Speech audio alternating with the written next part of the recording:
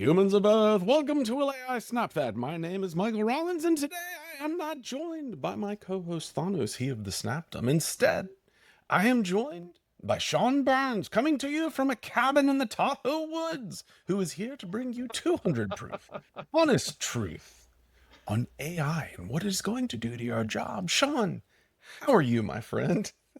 Deep Doing cut, deep well. cut. I'm doing well.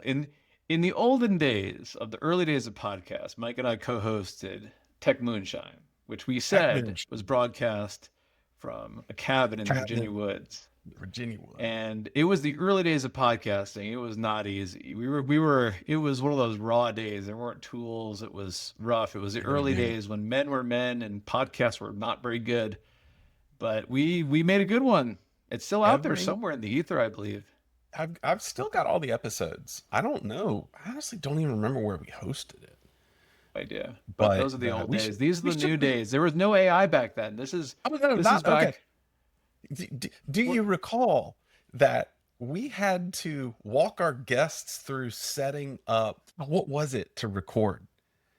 Well, It to be was clear to everybody, we recorded this podcast in 1896, and so we were yeah, using gramophones to yes, collect the audio. I mean, 1896. it was a long time ago. It was long. It feels like it was forever. It was our first episode about self-driving cars, I think. Probably or so. No, And no, it was self-driving horseless carriages, actually. Yeah. yes, and let me tell you, boy, that still hadn't come to fruition, has it? But here we Next are. We year, are all actually talking about self-driving. AI. This is the future, man. We are This futurists is the talking about the future. future. We're not looking backwards. That past has Mhm. already happened. It's time to look forward. So, Sean, I have been doing a lot of thinking, and it turns out you have been thinking. Dangerous, dangerous thing to Oh, do, man. yeah, Be careful. it is. Absolutely. I have a son who is in college. He just started college. He just finished his first year.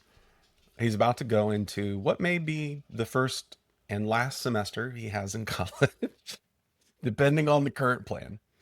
And I have spent a lot of time wondering how to direct him, what wisdom advice to give him, what career is going to be a good one for him.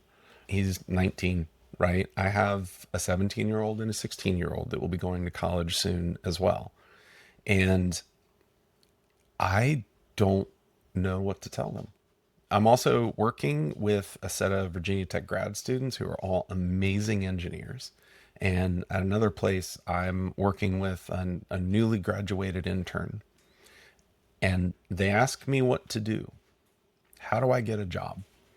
And I have to be honest and say, you're in a tough spot, right? You're in a tough spot because especially if you're in software engineering, which is not, we're not going to specifically talk about software engineering, but if you're in software engineering, the core competency, which is quote unquote coding, or one of the core competencies, is being done by robots now. And as Hmm. much denial, like I get so angry, I open up LinkedIn. Like I used to get angry when I opened up Facebook, and now I don't open up Facebook, but now I open up LinkedIn to some idiot thought leader saying AI is never going to take our jobs. And I'm like, you are literally dooming people, my friend.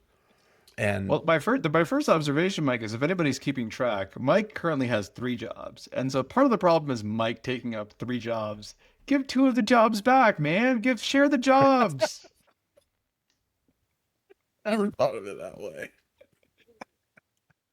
You're Yes, sitting I here hoarding actually, jobs, being like, "Why does nobody no, else have a job? Look at all these jobs that I have." until the end of this week, it's four, Sean. It's four. Sorry, I didn't mean to undersell you here. Yes. So all those Yeah, that people getting advice from Mike, just ask him for one of his jobs. Get him to yeah, Mike, share. can I have one of your jobs? But here's the problem. I'm not being hired because I can code. I'm being hired because I can build these higher order systems, right? And but there's a big question, which is, okay, well, that's still a really viable skill set. Like it turns out that AI is not super amazing at building these higher order large scale systems yet. Yeah. Okay, but before we argue about that, let's take a step All right, back. I think go ahead. so there's a few things we know, right? The first is all the statistics are out on the class of 2025, and Yes. they have had the hardest time in the job market of any class in recent history. Yes. even including computer software majors. So computer science majors, computer engineering majors, they've had a hard time in the job market in a way that previous classes have not. And so what happened? Was it AI? AI, part of it was in the zero interest rate era, these large tech companies who have always been the largest consumers of new grads overhired. There was a Hmm. hilarious statistic when Facebook first started their layoffs in 2023 that Facebook would have to lay off 50% of the company just to get back to where they were in 2020, right? So that the overhiring was so vast. I cannot express to you how much the big tech companies overhired. Their Yeah. stock prices were soaring. Nobody cared about anything. Everybody was at home using software products. And so part of the backlash around new hires now is these companies are still cutting back. And so the largest Hmm. employers are just not hiring. That's the first problem. Hmm. The second problem is you're seeing the first generation whose education was largely affected by the pandemic and the lockdowns. Hmm. And I'm not going to debate whether or not they're ahead or behind. And I think that's largely a silly debate. But regardless, there is a perception that people are not as qualified as they need to be for the jobs that are out there because they're competing with the people who are laid off, Hmm. right? So you have people who had a bunch of years of experience who were laid off who are applying for now for the same jobs a new grad is applying for. Hmm. It's tough if you have 0 years of experience competing with somebody who has a few years of experience. And then the third factor, frankly, is AI. And I don't know that it's because I'm going to hire AI instead of a new grad. A lot of it is companies have anxiety about the future, and hiring always happens. If a company's comfortable about the future and they know what's going on, they'll hire more. If they're uncertain about the future, they don't. AI is concerned about the future. Tariffs, international trade is concerned about this. I mean, international conflict. There's a lot in the world right now that has companies worried that really, Uncertain. do I know enough about where it's going? So they don't have the ambitious hiring plans because they're not quite sure how things are going to hang out. Hmm. As a result, all the conflation of these factors means these new grads are struggling in the job market. But here's a real question, Mike, that we should think Hmm. about. Tell me, We can't Sean. affect all that. That's already happened. All that stuff I just said already happened.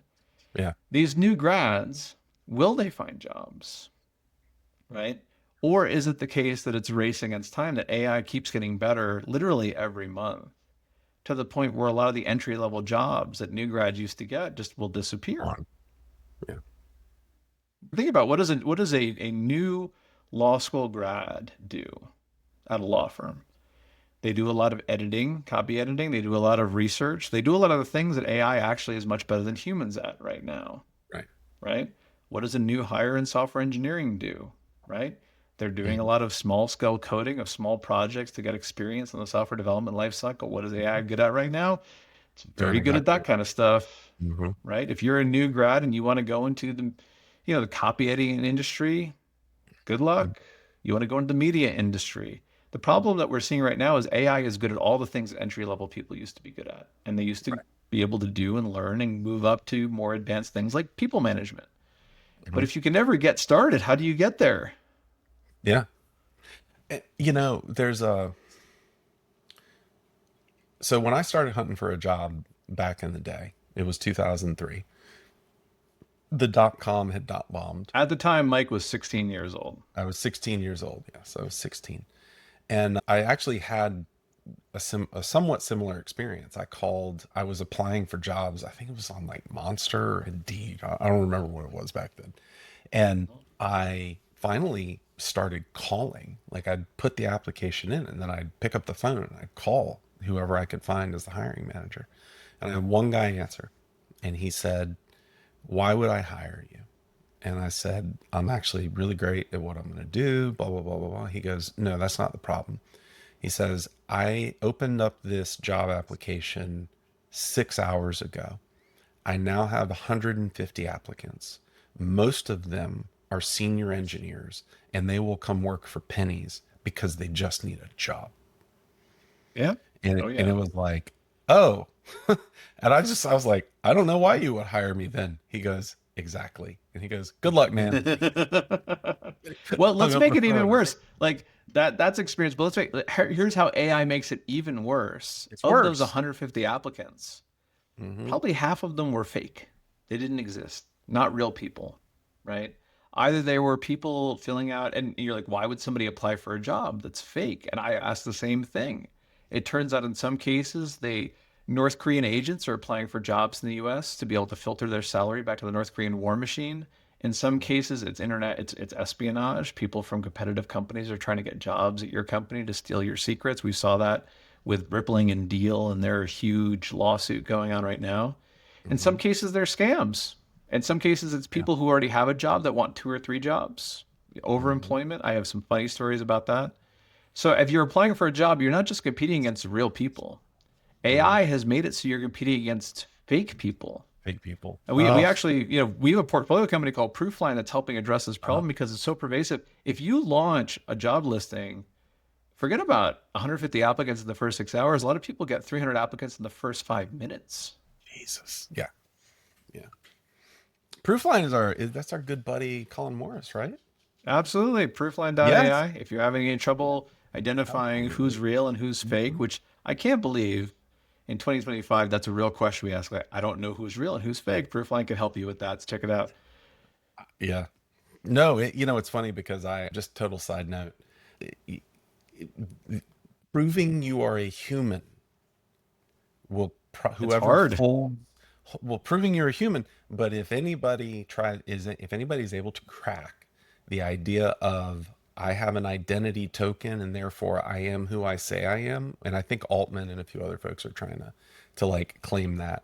Wow, that's a wild business, right? But the problem is it can't work. We can talk about later why it's just impossible. Yeah. It's an unsolvable No. problem. But here's a great example. Like, how does a background check work? A background check used to be, how do you figure out who you say you are?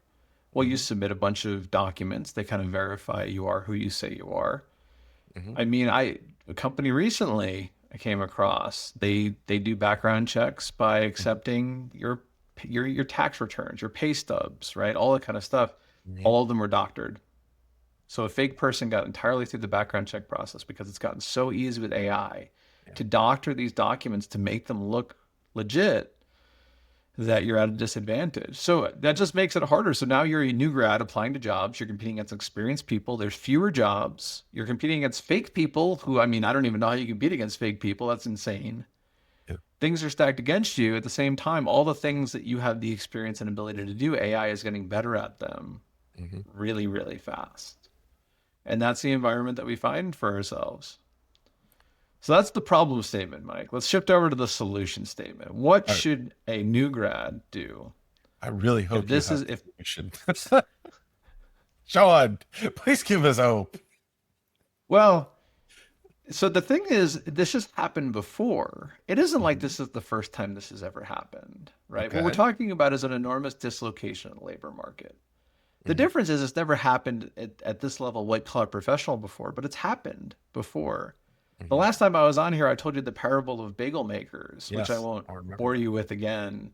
Hmm. But there are many professions that used to be skilled and artisanal and highly paid that were commoditized and dislocated by technical advancements. And that's just Hmm. happening across a wide swath of white collar professions today.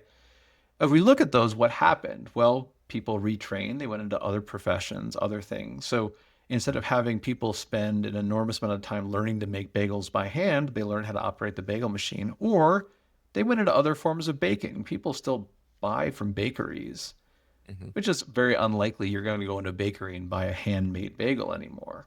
And so Hmm. things move around. The other thing that we learned is it's not like everybody was unemployed forever. It's just these dislocations are a short term pain. They aren't a long term pain. That doesn't help if you're a new grad, you need a job right now, by the way. But like on a macro level, it generally speaking is a short term pain. It's just a very, very painful, acute short term pain. Hmm. So if you're a new grad, what do you do? Well, the first thing you do is you don't try to play the game that it used to be played. And one of the problems that you're facing is the career center at your college, all of your advisors, your parents, everybody has a vision of the working world that's now obsolete. You It cannot is. trust their advice. You can't use their playbook. They'll be like, apply to more jobs. How that's not going to help. Mm-mm. They're like, double down, right? Show more. It's like they're going to give you a lot of the advice that used to work because that's what advice is. Advice is our experience historically packaged up to try to help you with a current problem. But what if our experience isn't relevant anymore, right? So Mhm. you go to our artisanal bagel maker and you're like, cool, how do I break into bagel making? Everything they tell you would be untrue because it just the world shifted out from underneath them. And that happened, by the way, when the internet launched, right? People Mhm. don't realize how different and how many jobs were launched when all of a sudden you could book an airline ticket on a website. God, right? You can order things to be delivered. Like it's just not possible to express to you how many professions were lost when all of a sudden things became so easy with the internet. Like it's just it's insane how much the world changed. And then things changed again with mobile. All the things like Uber were possible, yeah. right? Which were never possible before. So we've seen these dislocations, but the first thing you have to realize, the game has changed. How do you play the new game?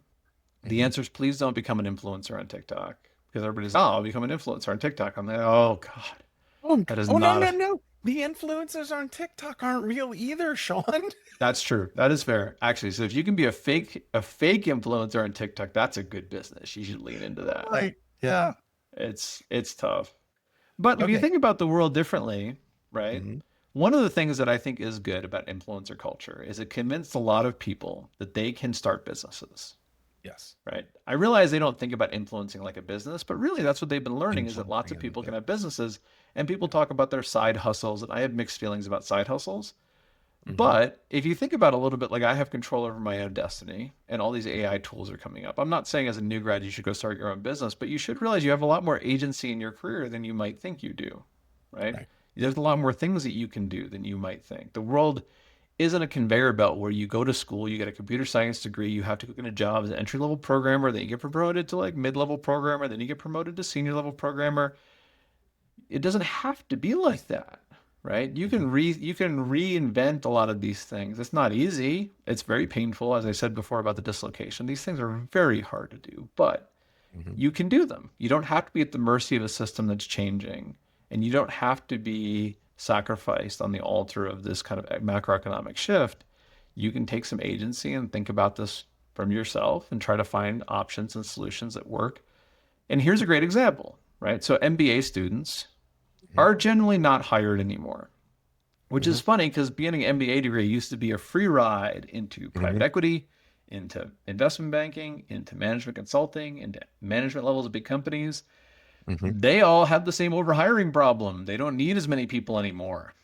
So if you go to MBA, what are you going to do? A lot of them have pivoted to starting search funds. What is a search fund? It means you raise a bit of money, not a lot, Hmm. and you go buy an HVAC repair company or a plumbing service, Oh right? yeah. I Or yeah. a contracting business. You buy something that, Whoa. maybe is hundreds of thousands of dollars in revenue, millions of dollars in revenue. You're like, oh, that sounds Hmm. like a lot. Well, it turns out the US government has a small business loan program that you can get a Hmm. loan to buy a small business. If you don't have to put a lot down, you Hmm. few percent, right? And if you're an MBA student, you probably know at least enough people to give you that little amount you need to. And they're Yeah. going out and buying these very physical atom-based businesses that whoever was running them is retiring. And I started Hmm. a plumbing business and I grew it over my career over 30 years, and now it makes, Yeah.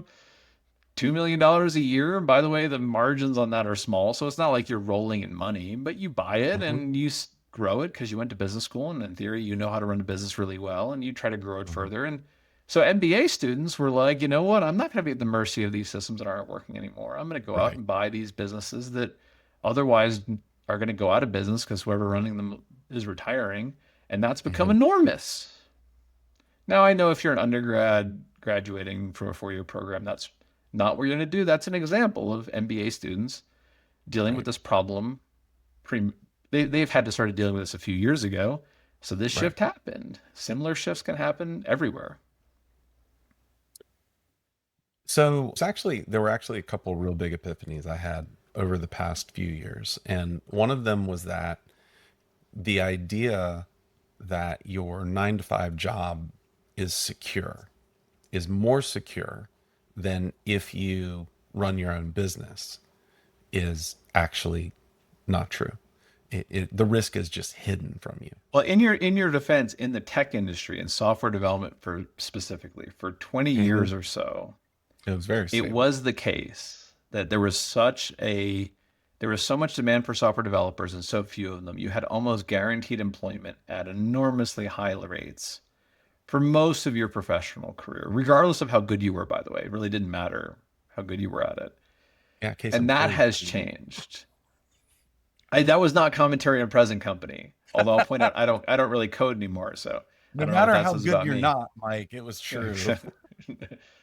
But that's shifted. And so you have a lot of software developers with lots of years of experience who never had to develop job searching skills because they never had to really, they just, They didn't have to work they for it. were, they were always pulled from one job to the next because there's so much demand. They always had recruiters beating down their door, and that has changed. And I think that is, if you think about the advantage of being a new grad coming out of school, Mm-hmm. right, in this environment, you're going to build job search skills that somebody who now is in their 40s and has a mortgage and kids has never built and will have a lot more trouble acquiring.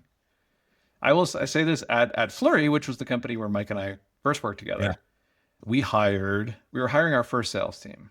And one of the salespeople we hired was fresh out of school. And we hired him largely because he showed up at our office in a suit to apply for the job. Oh, I know this person. It was Neil. We're not going to say Was his it last name really? because I'm not going to say his last name because it's not our point, but it was Neil. Yeah. Yeah. And it was like the amount of initiative it took for him to show up at our office in person to apply was everything we needed to know. Okay, The you thing can't is, do somebody that more anymore. established. What's that? You can't do that anymore. Oh, Dalen that's and I true. But have to work. but you can show that same initiative, right? Yeah. You can show Okay. that same amount of initiative Right. in the current Mhm. rate. My point, it wasn't about showing up in person. It was about the amount of Okay. initiative that he was showing by coming in person Mm-hmm. to apply for the job, Yeah. which was enough for us to give them a chance. So you can show that much initiative. And my point about new grads is they probably have a lot less holding them back from showing that initiative than somebody who has a lot of life pulling them. In some ways, I feel almost worse for somebody who, again, has been in the business for 20 years, has kids and a mortgage, and the market just changed so hard, so fast that it's hard for them to adapt because they have needs. They have stuff they have to do. If you're a new grad, you can design your life around this new world. That's harder to do if you already have a life that's set up and already established. It is. It is. It's something I told my oldest. We've, whether or not you like it as advice or not, we've always encouraged our kids to attempt to be as low on debt as they can be. And, we were going to try to help them as much as we could get through college. We knew they would have to end up taking loans of some kind, right? And my oldest kind of freaked out at one point. He was like, I don't even know what the purpose is of trying to go to college because I'm going to come out so in debt, I'll never be able to pay it off. And, he and I were talking through it. And the more that we talked about it, the more that I realized that he was taking the traditional approach to it, where you take out a few couple $300,000 in student loans, you go through your 4-year degree, you get out, you go find a job, and then you pay off your loans for the next 10 to 15 years, right? And you hope you can continue to increase your income such that you can pay it off sooner. And the thing I told him at the time, and it's actually similar to what you're saying now, is because he looked at me, he said, the game is rigged. The game is rigged. And I just looked at him and I said, then don't play the game. Go do it differently. And it's kind of true, right? Because if you think about the MBAs that have gone out, like this path was in front of them and all of a sudden the path was gone. And with a little bit of creativity, they found a new game. And I see some of that forming in software engineering, where even though the core competency is like writing code, like the ultimate goal is to build product. And if you can build a product and you can find people that want the product, then you have a path that's not tied to the traditional, go to the 9 to 5. I don't know if venture capital is going to be a thing for as long. I mean, it's hard. I have no idea about that. Oh, I But don't I will think say, I, go ahead. I was gonna say I don't think venture capital changed. I think you're right. The problem is the world only has a market for so many products, and I do think that Mhm. it's not the case everybody can become a founder of a new company or start a new product. Sure. But I do think you can take the skills of software engineering and apply them in very different ways, right? Okay. Or you could think about the product software is building and think about all the other things. Like the most popular job right now in the hot AI market of software is what they call a forward deploy engineer. Somebody who literally flies to the office, because a lot of people are back in the office, to help implement these new AI tools, because it's not just about the software, it's about the habits and the training and learning how to do it and trying to disrupt how the actual work gets done. And Mhm. so forward deploy engineer is the most popular position because somebody has to go. and build a relationship, build trust, and try to help people use software and use it better. Hmm. And so that has changed a lot. I think there are opportunities. It doesn't look like everybody's a founder building their own products and just, cashing money, but there are opportunities that exist if you think about your career differently Hmm. and orthogonally than you might otherwise. And I hear you that the game is rigged. It's funny because I went to college in the late 90s because I'm old, right? And back Hmm. then interest rates were like your 2% or something Yeah. on student Yeah. loans. But even then, I mean, I took out a lot of student loans to go to school. Hmm. Even then, if you went to the office to sign, the student loan for that semester, like I was the only one who turned it over to look how much it was for, right? Everybody would just sign it just blindly. There just Wow. was not a lot of critical thinking about it, Hmm. even back then. Now you could argue it's because the loans were smaller and interest rates were lower, and there's lots of things you could You rationalize. can't But argue here's the that. reality of it. You're signing a big number. Like it doesn't Oh, matter. I mean, it's a lot. It's a lot. And Yeah. you're lucky if you could pay it off in 10 to 15 years. Like, Hmm. even in a good job market, it's hard to pay them off and everything. So I think that you can think much more orthogonally about the business. It doesn't mean that you have to become a founder, right? There's lots of ways to think about what the market needs and how you can become something the market needs in ways that don't require you to start the next business. Because frankly, not a lot of people are good at starting businesses. And I think that that's okay. You don't have to be good at starting a business. Not all MBAs are good at these search funds, but Hmm. you can look at the skills you have and you look at what the market needs. And one thing I will say is that despite all the things we've talked about, one thing that I remain optimistic about is lots of people are happy to share their perspective, right? And so I work with a lot of early stage companies where they need to interview people and say, is this a need you have? Is this a problem you're experiencing? If Hmm. you're a new grad, I get pinged by a lot of new grads about what the market might be like. I always take those calls. Like Yeah. you can ping lots of strangers. People will help and be proactive and share with you what they see and how the market's changing. It's in fact not different from being in school and doing a research paper, right? You learn those lessons about going out there and doing the research and consolidating and synthesizing. Just approach that the same you approach your career. And I think this is something that hasn't changed since I was in school in the late 90s. Is too few students that are in school apply the same rigor to their career after they're in school as they do to their work when they're in school. They're so Yeah. focused on getting good grades in school, they just go to the line and they don't Hmm. think a lot about what they're going to do when they graduate. If you spent the same effort and the same skills that you're learning in school in your career, you'd be so much better off. Hmm. So what is so okay? You've recently graduated, and let's say just for the sake of it's close to home, you've just graduated with a computer science degree. Mhm. The things I'm hearing, number one, are you should reach out and network and talk to people. Like Mhm. go pick up the phone, send the emails, reach out on LinkedIn and Mhm. say effectively, hey, I'm a new grad. I would love to chat with you for 5 minutes because I would like your perspective on things. The funny thing is like a lot of people are terrified to do that, but they neglect the fact that a lot of people love to be told that maybe their words have meaning, you know? Hey, I want to get your perspective on something. And so then the person blathers it in the mouth for extended periods of time and they feel good about it when they're done and then they remember you fondly, right? Like Mhm. it almost doesn't matter what they say. Like maybe it does. Like you definitely should pay attention, you should listen, but also now you made a connection, right? And if you call Sean Burns and you get his perspective and then a couple weeks later Sean comes across something and thinks, hey, I talked to that person just recently, this would really be ideal for them, and all of a sudden this happens. And Second one is by the way, that's the same kind of skill you developed when you were in school, right? Sitting in your classroom, having a professor call on you yes, was yes. was very stressful. It's very difficult. It's no different than reaching out to somebody. I mean, what's the worst that they say? I know, or they ghost Hmm. on you. I mean, that's not the Hmm. worst thing in the world. Yeah, yeah. Okay, so next one's think outside the box, right? If I may put it that way, right? The traditional. Do you think in most white collar jobs, do you think the traditional career path is broken now? I think it's changing. Broken is a strong word because obviously people have those jobs today and people are hired into those jobs. But I think the Right. dynamic has changed. The career progressions will not be the same. Mm-hmm. Here's a great example. So I went to grad school because I'm, not intelligent, and I graduated in 2001, which was right in the peak of the dot-com bubble imploding, Same right? baby. Same. Yep.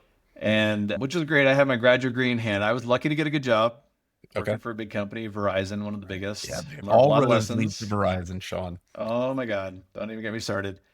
And the hard part was that I went back for career recruiting. I went to Cornell for graduate school. I went back to Cornell Hmm. into 2022. Sorry, not 2002. Okay. Because, but we weren't hiring. Nobody was hiring. Mm. We went back because the companies wanted to reserve their spot in the career day fair for the next years when they were hiring again, but they weren't hiring. And I saw people that I had gone to school with at the career fair still looking for a job. And the same thing happened in 2023. Sorry, 2003. God, it was a long time ago, 20 years ago. Right. Hmm. So this happened in 2001, 2002, 2003. Yep. Those people did find jobs, but the career paths that they were looking at were just different. The dot-com bubble crashing had profound impacts on the trajectory of the tech industry and how you progress through your career. Mm-hmm. And it would be unrecognizable today. And this is not dissimilar, that you have to understand what career progressions will look like and try to think about how do you want your career to develop and what are the kind of pieces you want to put together and how do you want to evolve. And the best you can find something like that, that's fantastic. But it's the reason I have hope for this graduation of grads is that it has happened before. It happened 20 years ago. It's happening again now. It probably will happen again in 20 years. Yeah. This is not the first time nor the last time. It's just, that Hmm. doesn't make it better. Do you think it's different in kind? Do you think it's like, is this a disruption or is this a fundamental change of the underlying system? Oh, I think the crash of the dot-com bubble was a fundamental shift. The rise of the internet was a fundamental Okay. shift. The rise of mobile was a fundamental shift. The difference with AI is it's coming for something that was never challenged before. And that always Hmm. makes us uncomfortable if we're the ones being challenged, right? But if you think Hmm. about it, a lot of these industries that were taken on. So here's a great example people love to go to, which is like when in the rise of the internet had a lot of impacts. One of the ones that people don't talk about a lot because it was smaller was the rise of legal research, right? So in the old Hmm. days, a law firm used to have this huge stodgy library with all these armies of librarians. So if you needed to do research on case law, you could go look through the books and find the books and go do the research. And then what happened is it all moved online. Like Hmm. companies like LexisNexis and Westlaw, which dominate legal research, had started and they had all the data because they used to publish the books, Hmm. right? And so people can now use Westlaw and LexisNexis to do their legal research in a fraction of a fraction of a fraction of the time it used to take before. And those tools are gargantuously expensive even today. People who use search engines like Google for free don't understand how much it costs to run a Expensive. single search on Westlaw. It's bonkers. But they get away with it because it's cheaper than having a huge Hmm. library and armies of librarians and everything else. Yeah. But it's like law firms didn't go away and they still Hmm. have libraries, right? But what that meant changed, right? In fact, we saw in the legal industry, at least, a lot of conflating factors, right? So there was the rise of private equity, there was a rise of corporate litigation, there was a rise of class action lawsuits. All of a sudden, there was more lawyers actually than there were before, even though the lawyers could be more efficient. You didn't need as many people to do research, right? There was a lot of conflating factors. Right now, the problem is that conflating factors in the other direction, right? You have the rise of AI automation, but the conflating factor is the end of zero interest rates and the rise of tariffs and other uncertainties, which is pushing it down. Those same conflating factors can go the other direction, right? And change the Hmm. whole market. But my point is, they're still lawyers and they're still law firms and they still get paid well. I wouldn't go to law school right now, to be honest with you, between you and me, but like generally speaking, like it's still a healthy industry. And that's a Right. disruption that happened 25 years ago. And so this disruption will displace a lot of people, but I don't think that you're going to see there be no law firms in the future after AI. But it will change what it means to be a lawyer. What about tech? What about software or just tech in general? You think Well, I think the the funny thing, so let's be honest, I have this general theory. I talked about it last time I was Mhm. on. I don't think tech is an industry anymore. I think tech is every industry. Like if you look at it, they talked about software eating the world. what it really meant was the software just became part of the infrastructure of how we do business. It's no different than Hmm. like accounting principles and cash flows and marketing. Like we don't Hmm. talk about marketing as an industry, right? Marketing is a function, it's a profession. That's become Hmm. tech. Tech is everywhere. Tech is everything, which is why these companies that are $4 trillion or so are the foundational companies that allow everybody to be a tech company. Hmm. So I think that as tech became everything, that the answer to your question became a lot more fuzzy because it's not one thing, right? There is Hmm. companies who develop software for a living, and they right now all the ones that I know are hiring fewer engineers and or laying them off because they just don't need them as much as they used to. Hmm. At the same time, you're seeing record numbers of startups created. It doesn't mean the success rate is higher, but more and more people are giving their go at trying to start companies to see if they'll Hmm. work, which Hmm. has pros and cons. And you also see a lot more companies realize that they don't have a chance to stay. The option of ignoring all of this and standing by the wayside is not on the table, right? And so Hmm. maybe you can't get a job as a software engineer at Google doing AI work out of a Hmm. computer science program, but maybe you could get one at Procter and Gamble, Hmm. right? I mean, Yeah. the thing is when tech eats the world and tech has become everything, tech is no longer an industry, which means tech is everywhere. Hmm. And you can start thinking much more broadly about the definition of what your career is. So, in the example you gave about the library, with the LexisNexis and whatnot, Have you ever um, been to a legal library, by the way? This is I just never a have. way back No, machine. Dude, no. they were Actually, like, there's one around the corner. I should go. you should absolutely go. Because like, I remember going to them years ago, and Hmm. it was so impressive because it was such a relic of the before times, before the Hmm. internet. They were Hmm. so well run.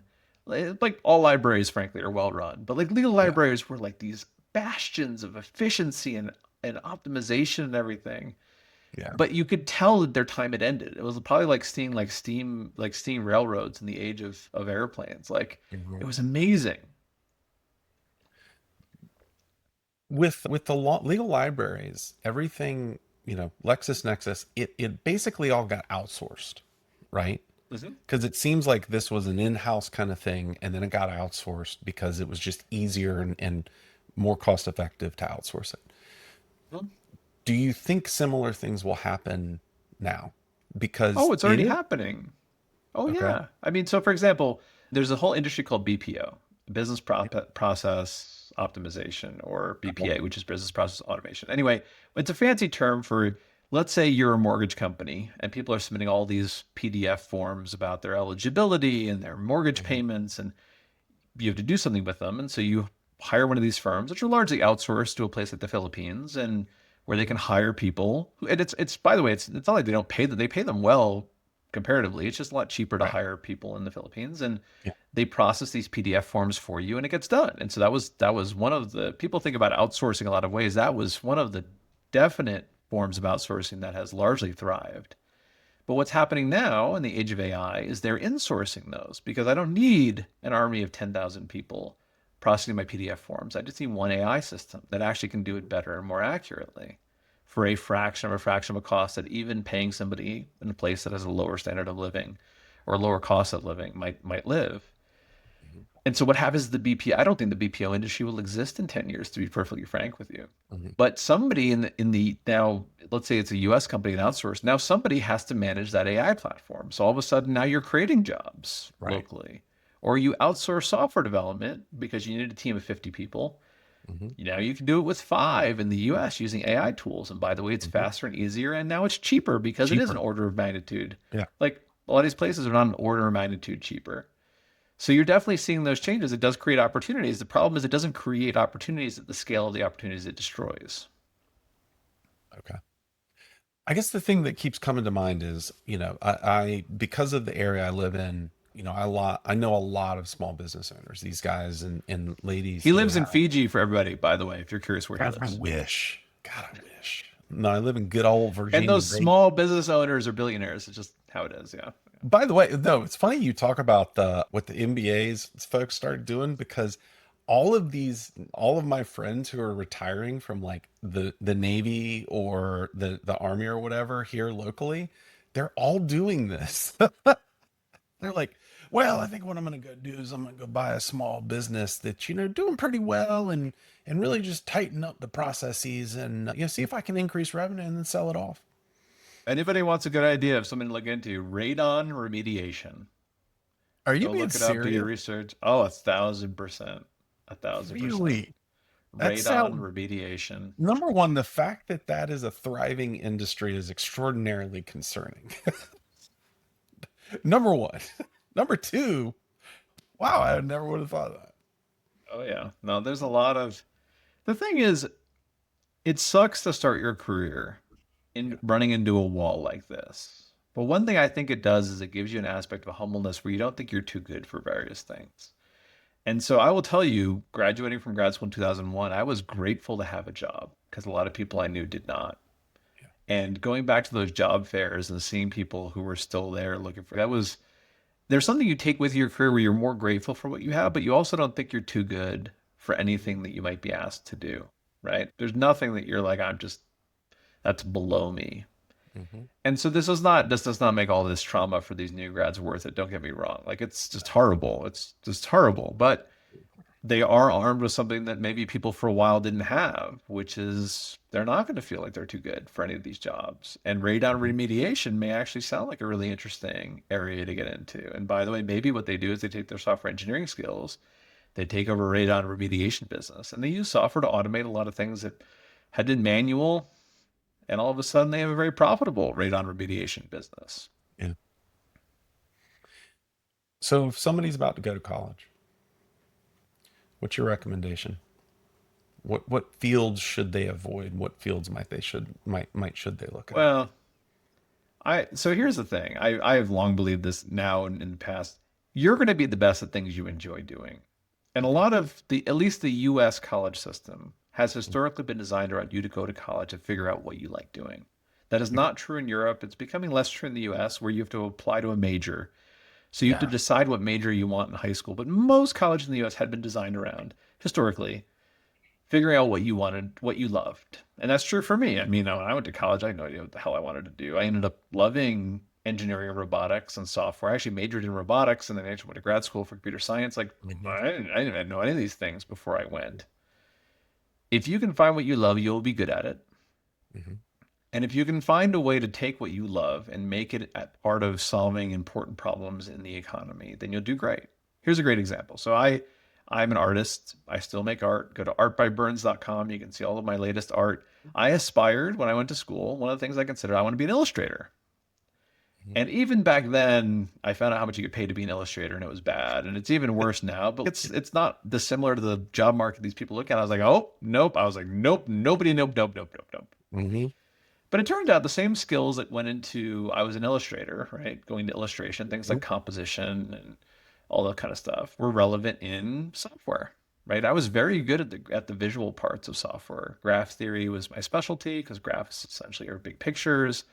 Hmm. And then all of a sudden you build software products, you have to design them. And all of a sudden graphic design became something I could do. And so I found ways to take something that I liked but to apply it to a more relevant economic problem that existed, right? I was not going to become an illustrator, and I still think the career of an artist is very difficult, even in this market. But I found ways to take something I love doing that I was good at and apply it to relevant problems.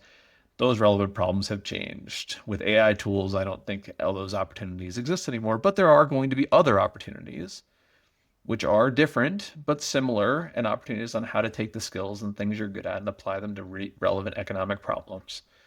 And you just have to think about it and be flexible about it. Like, I would have loved to have been a professional illustrator if it was possible, but it just wasn't possible. And so I had to Hmm. find other things that were not as good or not as the things I did not think I would like as much and apply myself to those. And I ended up being just as happy as I probably would have been. Yeah. My undergrad was in biology, and to this day, I still love biology. And my concentration was in genetics and evolutionary biology, which I will add, was quite ironic for a staunch fundamentalist Christian kid. Boy, that really caused issues. Let me tell you, man. Oh, yeah. There Those were some, discussions must have been epic. boy, there were some real struggles through that, and to this day, I won't lie. But I ended up getting to the end of my biology degree in my undergrad, and I was like, I can't get a freaking job in this. right? The DNA sequencing was just starting. And I actually had no idea that I was one of the first folks to be sequencing DNA in a lab. I just happened to show up and I asked the professor, he was like, yeah, well, come on, we're going to come sequence some frog DNA. And so I walked in. And then I've always liked computers. So finally I was like, well, I can't get a job in this. I should go get a job in computer science. The irony looking back is that those two jobs kind of merged. There's a Oh yeah. lot of biologists at this point that are very, very good at software because they have to be. Market again, the market shifted and it Yep. changes and it Yeah. evolves and it's an organic thing and Hmm. it's weird. But here's the other thing: if you're a new grad, one thing that's in your favor, you're a digital native. You grew up with software. You grew Yeah. up with technology. You're comfortable with it. You're well, but you're also you have just as much knowledge as the rest of us about what AI is going to do for everything, right? Hmm. Like I mean, it's not like we all have 10 years of experience using large language models and even I mean the large language models that I use to develop right now, they didn't exist 6 months ago. Like the thing that's It's crazy is crazy. this, AI is not a thing. AI is an evolving, constantly shifting thing. It used to be a joke that like philosophy majors were only qualified to get jobs in philosophy. It turns Mhm. out, you know what philosophy majors are really good at is writing down very strict and structured arguments, which is great for prompting LLMs. And so all of a sudden now they can get jobs. Yep. Prompt engineering is largely a thing, but they're very good at using LLMs in ways that other people are not because they're not so used to structuring their arguments in Yep. very thorough, systematic ways. Hmm. So the market shifts, opportunities change. It's not easy. These dislocations are painful, but they are, always going to be opportunities in the future. Those don't end. But this is why I avoided your question entirely is I don't know that it matters as much as what you major in because I don't think it's ever mattered as much as people always say. Hmm. There are people who major in things and they get good at them. And all the people who went to law school, what did they major in? Government, economics, and things that aren't Yeah. ostensibly super related to the law. Maybe they're kind of Right. tangentially related. Some of the greatest software engineers I know didn't major in. I didn't major in computer science, and I built a whole bunch of successful software companies. I Hmm. did go to graduate school for CS. Yeah. You can do that, go to graduate school, become an expert in a specific area of how things are changing. Study. Hey, I went to graduate school back when we used to call it machine learning. Oh Hey, yeah. look at that. I was ahead of my time, 20 Neural years or networks, so. maybe neural networks. Boom. There we go. Ironically Clustered enough, I was neural network. studying emergent behaviors and distributed systems, which is a fancy way of Oh, saying how very complicated systems can have behaviors that we don't program them to have, which turns out to be what LLMs are really at the end of the day, if you think about it. So yep. very ahead of my time. That's me. But like let me put it this way: your major matters a lot more. If you Hmm. were going to spend all your time focusing on doing well in school and wake up your senior year in the spring and try to find a job, if you spend a lot of time in your college career thinking about what your career will look like, your major probably matters a lot less. Hmm. There was a friend of mine, and he was a very smart person. I remember asking him the spring of senior year. I went to school in New Hampshire, which is in the middle of nowhere, so nobody Hmm. came for on-campus recruiting, Right. and except for iBanks and management consulting businesses, right? And I was like, Hmm. "What do you do after graduation?" He's like, "I'm going to go to iBanking or management consulting." I'm like, "Why?" He's like, "Those are the only two jobs that are out there." And I don't hold it against him. It's just like he was so focused on doing well in school, he had never picked his head up to think about it. He waited for opportunities to be brought to him. The only opportunities brought to him were the ones that were willing to trek to the middle of nowhere, New Hampshire. And that's what's largely the formula is if you major in computer science and you were expecting to walk out and get a job because it was handed to you, that's ended. But that doesn't mean you can't start thinking about what you're going to do after in your sophomore year, your freshman year. What are the internships you're getting? What are the classes that you're doing? Right. What are the things you're developing? Right? I mean, you know, I 20 Minute VC was started by an undergrad. Like he just started a podcast interviewing VCs. I mean, you can start thinking about your career far in advance of leading up to it. And if you do, you'll be in a much better position than somebody who just wakes up senior year and it's like, cool, now I got to find a job. That's the next thing to do. And you're like, I don't know, man. It might be too late. Yeah. Yeah. No, that's a good point. I have always internally been violently opposed to following the path that everybody else laid out for me. It's like I don't know if it's a strength or a moral failing. I'm not sure which one it is, but if somebody has painted, okay, we're all gonna walk in this direction on this line, I was the guy that would take 3 steps to the left. Again, and folks, then walk the same direction. fundamental Christian here. This is Oh not no, this is no, no, not like what the yeah, no, I, turns out I was a very bad fundamentalist Christian, very, very bad. I am not the guy to tell your dogma. I'm so sorry. I asked lots of questions. It's not Yeah. going to work out. But yeah, well, Sean, thank you. I appreciate that, and I also like, I'm gonna pick on you a little bit. I also appreciate the fact that this actually feels hopeful, right? We a lot of times, for those of us that know you, we will have these conversations where we go, I went and talked to Sean. Oh, what did he say? And the answer is, well, Sean. I'm pretty depressed right now, but he had some really good things to say. And so to hear your take on it actually is the fact that it is hopeful is not a small thing, because you are very, very good at spotting the dangers in a lot of stuff. That ends And up being the irony is having been an entrepreneur and founder for so many years, you have to be an optimist to start anything. Let's be honest, because yeah. it's a bad idea and it's almost always going to fail.